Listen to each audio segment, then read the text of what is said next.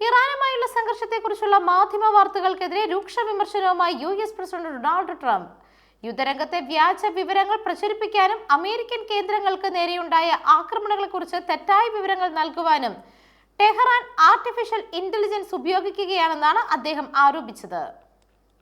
Middle ഈസ്റ്റിൽ drone ആക്രമണങ്ങളും കടലിൽ സംഘർഷങ്ങളും സൈബർ വിവര യുദ്ധങ്ങളും രൂക്ഷമായി തുടരുന്നതിനിടയിലാണ് ട്രംപിന്റെ ഈ പരാമർശം. എയർഫോഴ്സ് വൺ വിമാനത്തിൽ വെച്ച് മാധ്യമങ്ങളോടും തന്റെ സോഷ്യൽ മീഡിയ പ്ലാറ്റ്ഫോമിലൂടെയും ട്രംപ് ഇക്കാര്യങ്ങൾ വിശദീകരിച്ചു.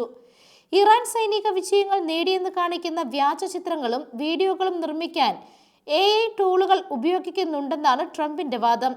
ചാവേർ ബോട്ടുകൾ, USS എബ്രഹാം ലിങ്കൺ കപ്പലിന് നേരെയുണ്ടായ ആക്രമണം, ഇറാനിലെ സർക്കാർ അനുകൂല റാലികൾ എന്നിവയുടെ ദൃശ്യങ്ങളെല്ലാം ഇത്തരത്തിൽ നിർമ്മിച്ചതാണെന്നും അദ്ദേഹം ഉദാഹരണമായി ചൂണ്ടിക്കാട്ടി.